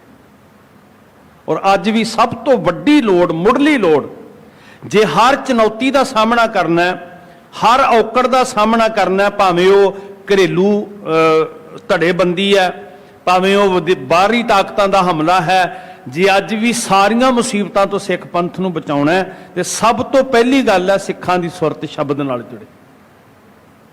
ਜਿਉਂ-ਜਿਉਂ ਸਿੱਖ ਬਾਣੀ ਨਾਲ ਜੁੜਨਗੇ, ਸੁਰਤ ਕਰਕੇ, ਸਰੀਰ ਕਰਕੇ ਨਹੀਂ, ਕੱਲਾ ਮੱਥੇ ਟੇਕਣ ਨਾਲ ਨਹੀਂ, ਤਿਉਂ-ਤਿਉਂ ਸੁਰਤ ਉੱਚੀ ਹੋਏਗੀ ਤੇ ਨਿਗੂਣੀਆਂ ਗੱਲਾਂ, ਜਿਹੜੀਆਂ ਘਟੀਆ ਗੱਲਾਂ ਨੇ ਨਾ ਸੰਸਾਰੀ ਪੱਧਰ ਦੀਆਂ, ਇਹ ਪੈਰਾਂ 'ਚ ਰਹਿ ਜਾਣਗੀਆਂ। ਉੱਚੀ ਸੁਰਤ ਫਿਰ ਅੰਬਰੀ ਅਰਸ਼ੀਆਂ ਉਡਾਰੀਆਂ ਲਾਏਗੀ। ਆਹ ਤਿਆਰੀ ਸੀ ਗੁਰੂ ਸਾਹਿਬ ਜੀ ਦੀ।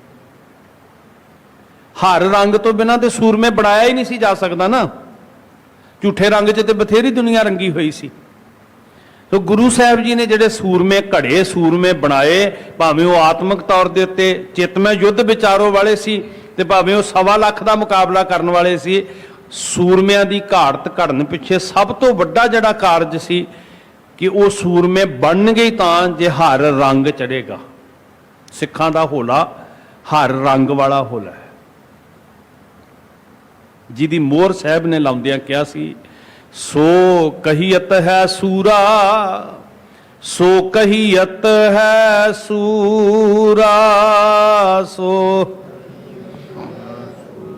ਬੋਲੋ, ਸੋ ਕਹੀਅਤ ਹੈ ਸੂਰਾ। ਜਾਂ ਕੋ ਹਰ ਰੰਗ ਲਾਗੋ ਇਸ ਜੁਗ ਮੈਂ, ਜਾਂ ਕੋ ਹਰ ਰੰਗ ਲਾਗੋ ਇਸ ਜੁਗ ਮੈਂ,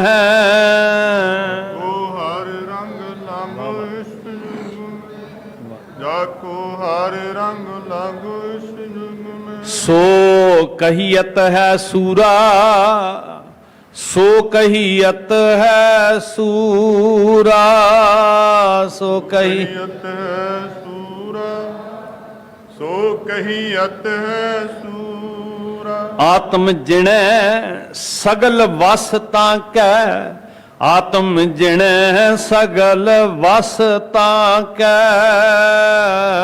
ਜਿਣੈ ਸਗਲ ਵਸ ਤਾਂ ਕੈ, ਆਤਮ ਜਿਣੈ ਸਗਲ ਵਸ ਤਾਂ ਕੈ। ਜਾਂ ਕਾ ਸਤਿਗੁਰ ਪੂਰਾ, ਸੋ ਕਹੀਅਤ ਹੈ ਸੂਰਾ, ਸੋ ਕਹੀਅਤ ਹੈ ਸੂਰਾ, सो कहियत है सूरा जाका सतगुर पूरा वाह सो कहियत है सूरा सो कहियत है सूरा सो कहियत है सूरा। शब्द कीर्तन की धुन उठे। साध संगत जी, चार सिख इकट्ठे होए, ਵੱਡਾ ਇਕੱਠ ਸੀ। ਚਾਰ ਮਤਲਬ ਬਹੁਤ ਗਿਣਤੀ, ਬਹੁਤ ਵੱਡੀ ਗਿਣਤੀ, ਤੇ ਉੱਥੇ ਆਪਸੀ ਮਤ ਭੇਦ ਦਾ ਝਗੜਾ ਨਹੀਂ।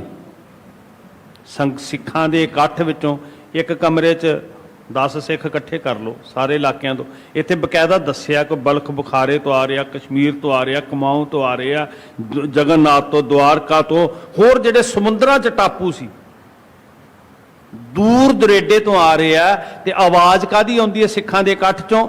ਸ਼ਬਦ ਕੀਰਤਨ ਕੀ ਧੁਨ ਉੱਠੈ। ਅੱਜ 10 ਸਿੱਖ ਇੱਕ ਪਿੰਡ ਦੇ ਸ਼ਹਿਰ ਦੇ 4 ਸਿੱਖ ਇਕੱਠੇ ਕਰਕੇ ਬਿਠਾ ਦਿਓ, ਝਗੜੇ ਦੀ ਆਵਾਜ਼ ਤੇ ਜ਼ਰੂਰ ਆਏਗੀ। ਨਹੀਂ ਤੇਰੇ ਨਾਲ ਮੈਂ ਨਹੀਂ ਸਹਿਮਤ, ਮੇਰੇ ਨਾਲ ਤੂੰ ਨਹੀਂ ਸਹਿਮਤ। ਕਾਰਨ ਕੀ ਹੈ ਕਿ ਸਾਡੀ ਵਿਚਾਰ ਆਪਣੀ ਆਪਣੀ ਹੈ। ਉੱਥੇ ਵਿਚਾਰ ਗੁਰੂ ਦੀ ਸੀ, ਸਿੱਖੀ ਸਿੱਖਿਆ ਗੁਰ ਵਿਚਾਰ, ਤੇ ਉੱਥੇ ਸਿਰਫ ਧੁਨ ਉੱਠਦੀ ਸੀ ਤੇ ਸ਼ਬਦ ਦੀ ਉੱਠਦੀ ਸੀ। ਅੱਜ ਧੁਨ ਉੱਠਦੀ ਹੈ ਤੇ ਹੰਕਾਰ ਦੀ ਉੱਠਦੀ ਹੈ, ਕਿਉਂਕਿ ਵਿਚਾਰ ਆਪਣੀ ਆਪਣੀ ਹੈ। ਹੰਕਾਰ ਕਰਕੇ ਵਿਚਾਰ ਹੈ ਵਖਰੇਵਾਂ। ਇਮਾਨਦਾਰੀ ਨਾਲ ਸਾਨੂੰ ਸਹਿਮਤ ਹੋਣਾ ਪਏਗਾ। ਕੋਈ ਅੱਤ ਕਥਨੀ ਨਹੀਂ ਮੈਂ ਕਹਿ ਰਿਹਾ, ਮੈਂ ਮਾਫੀ ਮੰਗ ਕੇ ਬੇਨਤੀ ਕਰਦਾ। ਸਾਡੇ ਸਾਹਮਣੇ ਨਕਸ਼ਾ ਬਿਆਨ ਕੀਤਾ ਭਾਈ ਸੰਤੋਖ ਸਿੰਘ ਜੀ ਨੇ ਵੀ ਦੁਨੀਆ ਭਰ ਚੋਂ ਸਿੱਖ ਆਏ ਨੇ, ਸ਼ਬਦ ਕੀਰਤਨ ਕੀ ਧੁਨ ਉੱਠੈ। ਇੰਨਾ ਬਲਵਾਨ ਕੀਤਾ ਸੁਰਤ ਨੂੰ। ਜਦੋਂ ਸੁਰਤ ਰੱਬੀ ਮੰਡਲਾਂ ਵਿੱਚ ਪਹੁੰਚਦੀ ਹੈ ਤੇ ਆਹ ਜਿਹੜੇ ਨਿਗੂਣੇ ਦੁਨੀਆਦਾਰੀ ਦੇ ਇਹ ਗੱਲਾਂ ਕਿੱਥੇ ਕੋਈ ਧਿਆਨ ਚ ਰੱਖਦਾ। ਇਹ ਤੇ ਝਗੜੇ ਬਹੁਤ ਨਿਰਮੂਲ ਨੇ, ਨਿਗੂਣੇ ਨਖਿੱਧ ਨੇ। ਤੇ ਸੱਚਾਈ ਇਹ ਹੈ ਕਿ ਅੱਜ ਨਖਿੱਧ ਗੱਲਾਂ ਵਿੱਚ ਅਸੀਂ ਗਰਕੇ ਹੋਏ ਹਾਂ, ਸੁਰਤ ਉੱਚੀ ਨਹੀਂ ਹੋ ਰਹੀ ਸਾਡੀ। ਸ਼ਬਦ ਦੀ ਧੁਨ, ਬਾਣੀ ਦਾ ਪ੍ਰਵਾਹ, ਕੀਰਤਨ ਦਾ ਰਸ, ਆਨੰਦ ਵਿੱਚ ਹੋਰ ਕੋਈ ਆਵਾਜ਼ ਨਹੀਂ ਆ ਰਹੀ। ਵੱਡੇ ਇਕੱਠ, ਪ੍ਰਿੰਸੀਪਲ ਸਤਵੀਰ ਸਿੰਘ ਜੀ ਲਿਖਦੇ ਆ, ਇਕੱਠ ਤੋਂ ਅੰਦਾਜ਼ਾ, ਕਹਿੰਦੇ ਵੀ ਇੱਕ ਵਾਰ ਸਿੱਖਾਂ ਨੇ ਰਲ ਕੇ ਕਿਹਾ ਵੀ ਚਲੋ ਅੱਜ ਅੰਦਾਜ਼ਾ ਲਾਈਏ ਕਿ ਕਿੰਨੀ ਕੁ ਮਾਇਆ ਇੱਕ ਵਾਰੀ ਸਿੱਖਾਂ ਨੇ ਭੇਟ ਕੀਤੀ ਤੇ ਇੱਕ ਦਿਨ ਕਿੱਡਾ ਇਕੱਠ ਹੋਏਗਾ। ਉਸ ਵਕਤ ਜਦੋਂ ਟਕੇ ਟਕੇ ਆਨੇ ਦੀ ਕੀਮਤ ਹੁੰਦੀ ਸੀ, ਇੱਕ ਦਿਨ 9 ਲੱਖ ਰੁਪਈਆ ਰਜਤਪਣ ਗੁਰੂ ਕੇ ਦਰਬਾਰ ਵਿੱਚ ਭੇਟਾ ਹੋਇਆ। ਕਿੰਨੀ ਸੰਗਤ ਹੁੰਦੀ ਹੋਏਗੀ। ਤੇ ਉੱਥੇ ਆਵਾਜ਼ ਕਾਦੀ ਆ ਰਹੀ ਹੈ? ਇਹ ਨਹੀਂ ਕਿ ਮੇਰਾ ਧੜਾ, ਮੇਰਾ ਗਰੁੱਪ, ਮੇਰੀ ਜਮਾਤ, ਇਦਾਂ ਨਹੀਂ ਸਾਧ ਸੰਗਤ। ਇਹ ਸਭ ਤੋਂ ਵੱਡਾ ਰੋਗ ਸਿੱਖਾਂ ਨੂੰ ਲੱਗ ਗਿਆ, ਵੱਖਰਾ ਵੱਖਰਾ। ਪੰਥ ਦੀ ਗੱਲ ਨਹੀਂ ਕਰ ਰਹੇ, ਧੜੇ ਦੀ ਗੱਲ ਜ਼ਿਆਦਾ ਜ਼ੋਰ ਨਾਲ ਕਰ ਰਹੇ ਹਾਂ। ਸਾਨੂੰ ਪੰਥ ਦੀ ਸਵਾਰਨ ਦੀ ਚਿੰਤਾ ਨਹੀਂ ਹੈ, ਸਾਨੂੰ ਆਪਣੇ ਧੜੇ ਦਾ ਨਾਂ ਚਮਕਾਉਣ ਦੀ ਚਿੰਤਾ ਹੋਈ। तो गुरु साहब जी दे प्यारे सिखां दे कोलों आवाज़ कादी आउंदी? धुन उठदी शब्द दी। शब्द कीर्तन की धुन उठे। प्रेम विच सब सिख बाणी च रत्ते हुए। आ रंग सतगुरु जी होली ते चाढ़ रहे सी उन्हां नूं जी। बाणी दी प्यारी मिठी धुन अमृत वेले सवेरे शाम अपने अपने रंग च सिख पढ़ रहे हैं। जन एक सम घन अमृत उठे। जन एक सम घन अमृत उठे। इदां जाप रहा भी जिवें एक समान बदल घुल जाण। सियाणे बजुर्ग कहंदे हुंदे सी सारे पासे बदल घुल गए ने ते एक समान रैगूलर झड़ी लग गई हुण कई दिनां दी। इदां सारे पासे एक समान जिवें अमृत बरस रहा होवे। किन्ना ये आनंद वरत रहा सी आनंदपुर साहिब। थोड़ा सुरत करके वेखीए ना जी, ਤਾਂ ਸਿੱਖਾਂ ਦੀ ਆਤਮਾ ਬਲਵਾਨ ਸੀ। ਔਰ ਇੱਥੋਂ ਤੱਕ ਕਲਗੀਧਰ ਪਿਤਾ ਨੇ ਕਿਹਾ ਮੌਤ ਸਿਰ ਤੇ ਮੰਡਰਾ ਰਹੀ ਹੈ। ਆਖਿਆ ਚੌਂਕੜੇ ਮਾਰੋ ਆਸਾ ਜੀ ਕੀ ਵਾਰ ਦਾ ਕੀਰਤਨ ਕਰੀਏ, ਅੰਮ੍ਰਿਤ ਵੇਲੇ ਨਿਤਨੇਮ ਕਰੀਏ। ਅੱਜ ਕਮਜ਼ੋਰੀ ਇਹ ਆਈ ਹੈ ਸਾਧ ਸੰਗਤ ਜੀ ਕਿ ਉਹ ਜਿਹੜੀ ਧੁਨ ਘਨ ਬਰਸਦੇ ਸੀ ਨਾ ਬੱਦਲ ਰਹਿਮਤ ਦੇ, ਬਾਣੀ ਦੀ ਸ਼ਹਿਬਰ ਲੱਗਦੀ ਸੀ, ਉਹਦੇ ਤੋਂ ਅਸੀਂ ਸੱਖਣੇ ਹੋ ਗਏ। ਜਿਹੜੀ ਧਰਤੀ ਤੇ ਬੱਦਲ ਨਹੀਂ ਬਰਸਦੇ ਉਹ ਧਰਤੀ ਖੁਸ਼ਕ ਹੋ ਜਾਂਦੀ ਹੈ। ਤੇ ਜਿੰਨੀ ਖੁਸ਼ਕ ਹੁੰਦੀ ਹੈ ਉਨੀ ਖੇ ਉੱਡਦੀ ਹੈ। ਕਿਵੇਂ ਕਰਿਓ ਹੁਣ ਗੱਲ ਇਹ ਸਾਡੇ ਹਿਰਦੇ ਦੀ ਚੱਲ ਰਹੀ ਹੈ। ਉਨੀ ਖੇ ਉੱਡਦੀ ਹੈ, ਉਨੀ ਕੱਲ ਤੇ ਮੱਲ ਆਉਂਦੀ ਹੈ। ਨਾਲੇ ਤਪਸ਼ ਨਾਲੇ ਘੱਟਾ ਮੈਲ, ਉਸੇ ਤਪਸ਼ ਵਿੱਚ ਸੜ ਰਹੇ ਆ। ਸਿੱਖ ਲੱਖਾਂ ਦੀ ਗਿਣਤੀ 'ਚ ਬੈਠੇ ਨੇ ਤੇ ਮਾਨੋ ਇੱਕ ਸਮਾਨ ਬੱਦਲਾਂ ਦੀ ਘਟਾ ਆਈ ਹੈ, ਬੱਦਲ ਘੁਲੇ ਨੇ ਤੇ ਬੱਦਲ ਬਰਸਦੇ ਨੇ ਜਿਵੇਂ ਸਾਰੀ ਧਰਤੀ ਤੇ ਇੱਕੋ ਜਿਹੇ, ਜਦੋਂ ਝੜੀ ਲੱਗ ਗਈ ਕਿਤੇ ਵੱਧ ਘੱਟ ਨਹੀਂ, ਸਭ ਇੱਕ ਸਮਾਨ ਬਰਸਦੇ ਆ। ਇਸੇ ਤਰ੍ਹਾਂ ਅੰਮ੍ਰਿਤਮਈ ਘਣ ਇੱਕ ਸਮਾਨ ਬਰਸ ਰਹੀ ਹੈ। ਹੋਤ ਕੁਲਾਹਲ ਜਹ ਤਹ ਭਾਰੂ, ਐ ਧੁਨਾਂ ਉੱਠ ਰਹੀਆਂ, ਆਵਾਜ਼ਾਂ ਆ ਰਹੀਆਂ, ਰਸ ਪੀ ਰਹੇ ਨੇ ਸਿੱਖ ਪਿਆਰੇ। ਅੰਮ੍ਰਿਤ ਬਾਣੀ ਹਰ ਹਰ ਤੇਰੀ ਸੁਣ ਸੁਣ ਹੋਵੇ, ਪਰਮ ਗਤ ਮੇਰੀ ਜਲਨ ਬੁੱਝੀ, ਸੀਤਲ ਹੋਏ ਮਨੂਆ ਸਤਿਗੁਰ ਕਾ ਦਰਸ਼ਨ ਪਾਏ ਜੀ। ਇਦਾਂ ਭਾਗਾਂ ਵਾਲੇ ਦਰਸ਼ਨ ਕਰਦੇ ਸੀ। ਮਾਫੀ ਮੰਗ ਕੇ ਕਹਿੰਦਾ 4 ਜੂਨ 6 ਜੂਨ ਪੰਥ ਨੂੰ ਨਹੀਂ ਭੁੱਲਣਾ ਚਾਹੀਦਾ। ਅੱਜ 1 ਜੂਨ ਹੈ, ਘੇਰੇ ਪੈ ਗਏ ਸੀ। ਅੱਜ ਸ਼੍ਰੀ ਅਕਾਲ ਤਖਤ ਸਾਹਿਬ ਨੂੰ ਟੈਂਕਾਂ ਤੋਪਾਂ ਨਾਲ ਫੌਜਾਂ ਚੜ੍ਹਾਈਆਂ ਸੀ। ਯੋਧਿਆਂ ਨੇ, ਸੂਰਬੀਰਾਂ ਨੇ ਸ਼ਹੀਦੀਆਂ ਦਿੱਤੀਆਂ।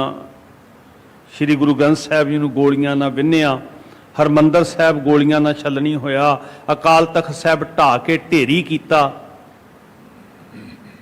ਸਿੱਖ ਇਕੱਠੇ ਹੁੰਦੇ ਨੇ ਆਪਣੀ ਪੀੜਾ ਲੈ ਕੇ, ਦਰਦ ਲੈ ਕੇ, ਤੇ ਹਰ ਵਰੇ ਕੌਮੀ ਭਵਿੱਖ ਦੀ ਬਾਤ ਸੰਜੀਦਗੀ ਨਾਲ ਜਿੱਥੇ ਅਕਾਲ ਤਖਤ ਸਾਹਿਬ ਤੇ ਬੈਠ ਕੇ ਕਦੀ ਸਿੱਖ ਕਰਦੇ ਹੁੰਦੇ ਸੀ। ਸਰਬੱਤ ਖਾਲਸਾ, ਦੀਵਾਲੀ, ਵਿਸਾਖੀ ਤੇ ਸਿੱਖਾਂ ਦਾ ਨੁਮਾਇੰਦਾ ਇਕੱਠ ਹੁੰਦਾ ਸੀ, ਕੌਮੀ ਭਵਿੱਖ ਦੀਆਂ ਬਾਤਾਂ ਹੁੰਦੀਆਂ ਸੀ। ਤੇ ਖਿਮਾ ਕਰਨਾ, ਆਪਣਾ ਆਪਣਾ ਨਾਂ ਚਮਕਾਉਣ ਦੀ ਭੁੱਖ ਵਿੱਚ ਕਿੱਦਾਂ ਦਾ ਰੌਲਾ ਪਾਉਂਦੇ ਸੀ। ਕਾਰਨ ਕੀ ਹੈ ਕਿ ਗੁਰਬਾਣੀ ਦੀ ਧੁਨ ਨਾਲ ਨਹੀਂ ਪਹਿਲਾਂ ਜੁੜੇ।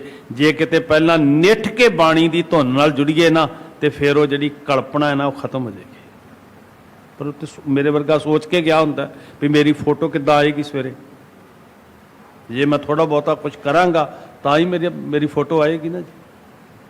ਆਹ ਹੈ ਕਮੀ ਸਾਡੀ। ਸੁਰਤਾਂ ਨੀਵੇਂ ਪੱਧਰ ਤੇ ਚਲੀਆਂ ਗਈਆਂ ਜਿਹੜੀਆਂ। ਉਹ ਗੁਰਸਿੱਖ ਸਭ ਪਾਸਿਓਂ ਬਾਣੀ ਦੀ ਧੁਨ ਸੁਣਾਈ ਦੇ ਰਹੀ ਸੀ। ਬਜਤ ਮਰਦਾਂਗਰ ਬਾਬ ਉਦਾਰੂ, ਬਾਜਤ ਢੋਲ ਮਰਦਾਂਗਰ ਬਾਬਾ ਹੈ, ਘਰ ਘਰ ਬਾਬਾ ਗਾਵੀ ਹੈ, ਵੱਜਣ ਤਾਲ ਮਰਦਾਂਗਰ ਬਾਬਾ ਹੈ। ਸਭ ਹਿਰਦੇ ਵਿੱਚ ਬਾਣੀ ਦੀਆਂ ਧੁਨਾਂ ਸੁਣਾਈ ਦੇ ਰਹੀਆਂ ਹਨ। 4 ਸਿਤਾਰ ਦੁਤਾਰ ਸਰੰਦਾ, ਸੋਹਣੇ ਸੋਹਣੇ ਸਾਜ਼ ਵੇਖੋ, ਸਿਤਾਰ, ਦੋ ਤਾਰੇ, ਸਰੰਦੇ, ਜਿਨ੍ਹਾਂ ਨਾਲ ਸਿੱਖ ਕੀਰਤਨ ਕਰਦੇ। ਕਿੱਦਾਂ ਦੀ ਮੁਹਾਰਤ ਸੀ ਸਿੱਖਾਂ ਨੂੰ ਜੀ। ਕਿੰਨੇ ਕਿੰਨੇ ਖੂਬਸੂਰਤ ਸਾਜ਼ ਫੜਿਆ, ਤੌਸ ਫੜਿਆ, ਤਾਨਪੁਰਾ ਫੜਿਆ। ਸਤਿਗੁਰੂ ਜੀ ਆਪ, ਧੰਨ ਗੁਰੂ ਨਾਨਕ ਸਾਹਿਬ ਸੱਚੇ ਪਾਤਸ਼ਾਹ ਮਹਾਰਾਜ ਜੀ ਨੇ ਕੀਰਤਨ ਦੀ ਦਾਤ ਦਿੱਤੀ। ਗੁਰੂ ਅਰਜਨ ਸਾਹਿਬ ਮਹਾਰਾਜ ਜੀ ਨੇ ਆਪ ਕੀਰਤਨ ਕੀਤਾ, ਸਰੰਦਾ ਲੈ ਕੇ ਹੱਥ ਵਿੱਚ। ਰਬਾਬ ਗੁਰੂ ਨਾਨਕ ਸਾਹਿਬ ਨੇ ਕੌਮ ਨੂੰ ਦਿੱਤੀ। ਗੁਰੂ ਸਾਹਿਬ, ਗੁਰੂ ਕਲਗੀਧਰ ਪਾਤਸ਼ਾਹ ਦੇ ਦਰ ਦੇ ਉੱਤੇ ਇਦਾਂ ਸਰੰਦੇ ਫੜ ਫੜ ਕੇ, ਤੌਸ ਫੜ ਫੜ ਕੇ, ਸਭ ਸਿੱਖ ਕੀਰਤਨ ਚ ਗੁਣਵੰਤ। ਮੇਲਾ ਨਹੀਂ ਇਕੱਠਾ ਹੋਇਆ, ਦੁਨੀਆ ਦੇ ਰੰਗ ਤਮਾਸ਼ਿਆਂ ਦਾ ਮੇਲਾ ਨਹੀਂ, ਹੋਲੇ ਮਹੱਲੇ ਦਾ ਇਕੱਠ। ਦਰਸ਼ਨ ਕਰੋ ਉਹ ਸਿੱਖ ਕੀ ਕਰ ਰਹੇ ਨੇ ਜੀ। ਬੜੇ ਪ੍ਰੇਮ ਚ 4 ਸਿਤਾਰ ਦੁਤਾਰ ਸਰੰਦਾ, ਸਰੰਦੇ ਵੱਜ ਰਹੇ ਨੇ, ਤਾਨਪੁਰੇ ਵੱਜ ਰਹੇ ਨੇ, ਸਿਤਾਰਾਂ ਵੱਜ ਰਹੀਆਂ ਨੇ, ਮਿਰਦੰਗ ਵੱਜ ਰਹੇ ਨੇ, ਤਾਲ ਖੜਕ ਰਹੇ ਨੇ। ਬਾਣੀ ਦੀ ਧੁਨ ਸਿੱਖ ਪ੍ਰੇਮ ਵਿੱਚ ਗਾ ਰਹੇ ਹਨ। ਵਜੈ ਤਾਲ ਮਿਲ ਦੇਤ ਆਨੰਦਾ, ਉਹ ਕੈਸਾ ਆਨੰਦ ਬਣਦਾ ਜੀ ਜਦੋਂ ਸਿੱਖ ਕਿਤੇ ਤਾਲ ਵਿੱਚ ਇੱਕ ਮਿਕ ਹੋ ਕੇ, ਇੱਕ ਸੁਰ ਹੋ ਕੇ। ਇਹ ਸਾਜ਼ ਵੀ ਸਾਨੂੰ ਇੱਕ ਸੁਰ ਹੋਣਾ ਸਿਖਾਉਂਦੇ ਆ। ਜੇ ਸਾਜ਼ ਇੱਕ ਸੁਰ ਨਾ ਹੋਣ, ਕਿੰਨੇ ਬੇਤਾਲੇ ਕਿਵੇਂ ਕੰਨਾਂ ਨੂੰ ਖਾਂਦੇ ਆ। ਤੇ ਜਦੋਂ ਸਾਜ਼ ਇੱਕ ਸੁਰ ਹੁੰਦੇ ਆ, ਇਹ ਸਾਨੂੰ ਸਿੱਖਿਆ ਦਿੰਦੇ ਵੀ ਸਿੱਖੋ ਅਸੀਂ ਵੀ ਇੱਕ ਸੁਰ ਹੋਣਾ। ਤਬਲਾ ਵਜਾਉਂਦਾ ਨਾ ਟਕ ਟਕ ਕਰਕੇ ਪਹਿਲਾਂ, ਵੀ ਆਓ ਇੱਕ ਸੁਰ ਹੋਈਏ।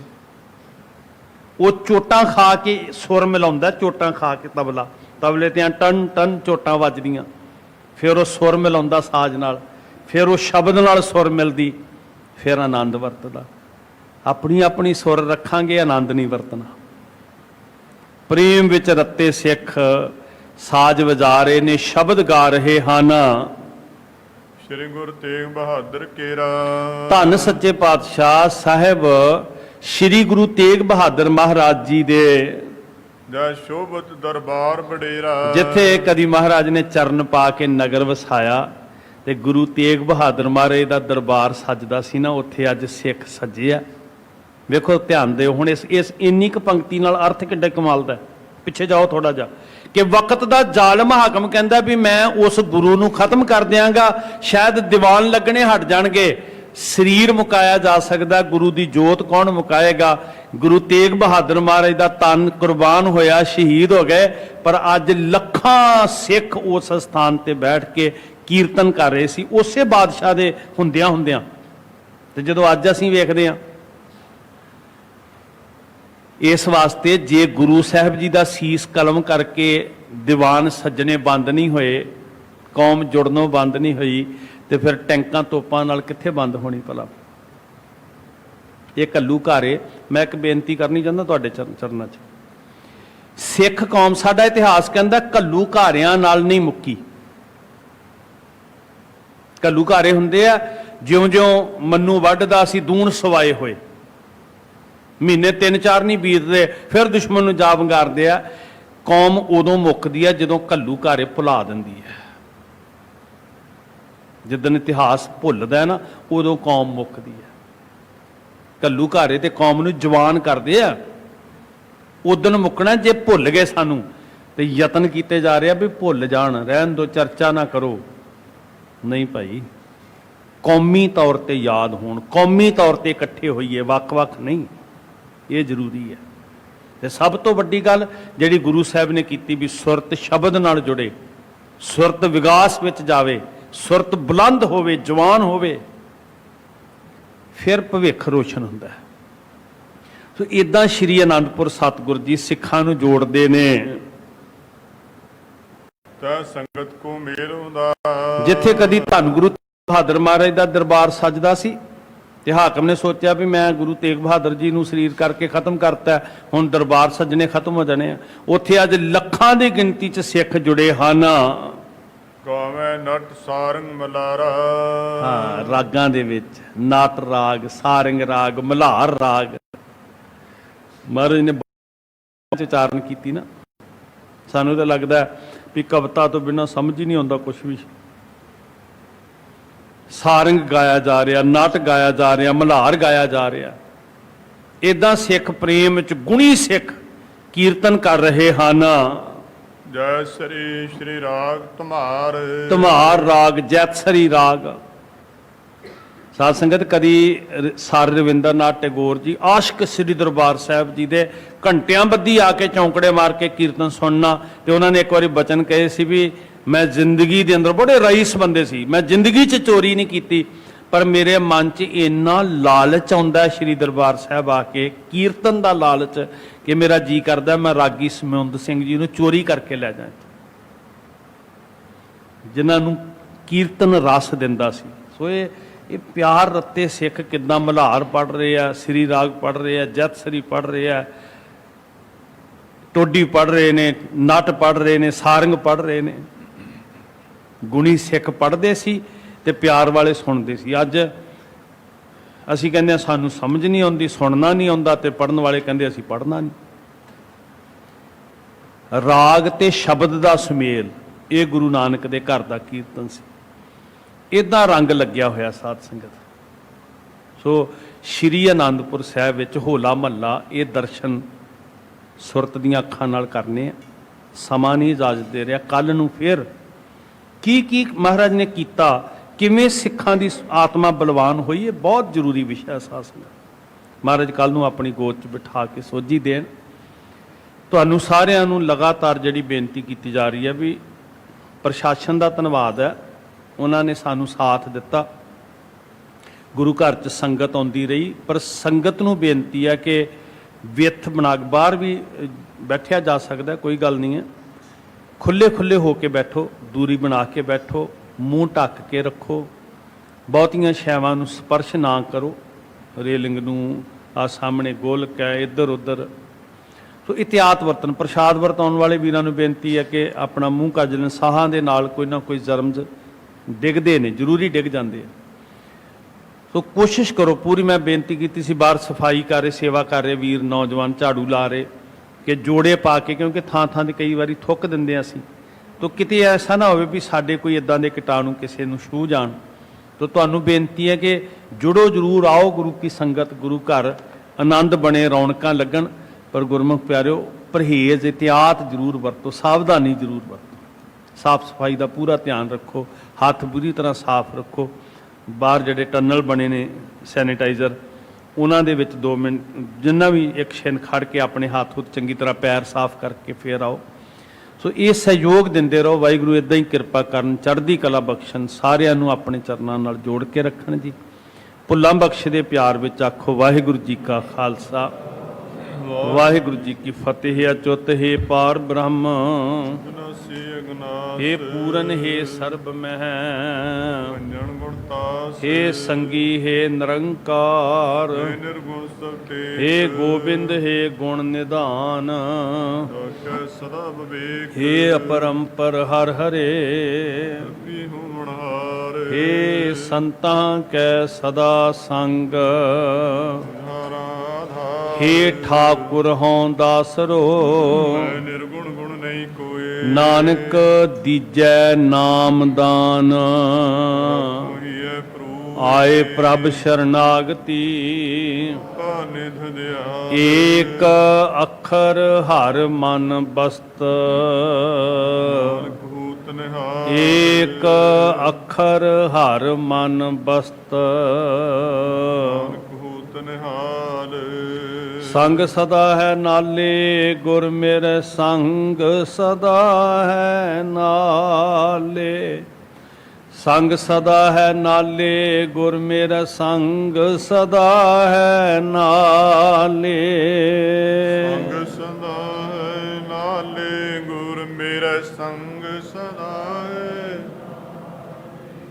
संग सदा है नाले, गुर मेरे संग सदा है नाले। सिमर सिमर तिस सदा संभाले, सिमर सिमर तिस सदा संभाले, सिमर तिस सदा संभाले, सिमर सिमर तिस सदा संभाले। संग सदा है नाले, गुर मेरा संग सदा है नाले, संग सदा है नाले, गुर मेरा संग सदा है नाले, सदा है नाले, गुर मेरा संग सदा है,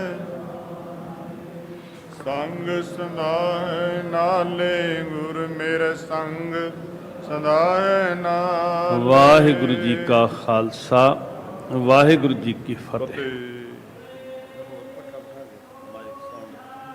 सत श्री अकाल। वाहिगुरु जी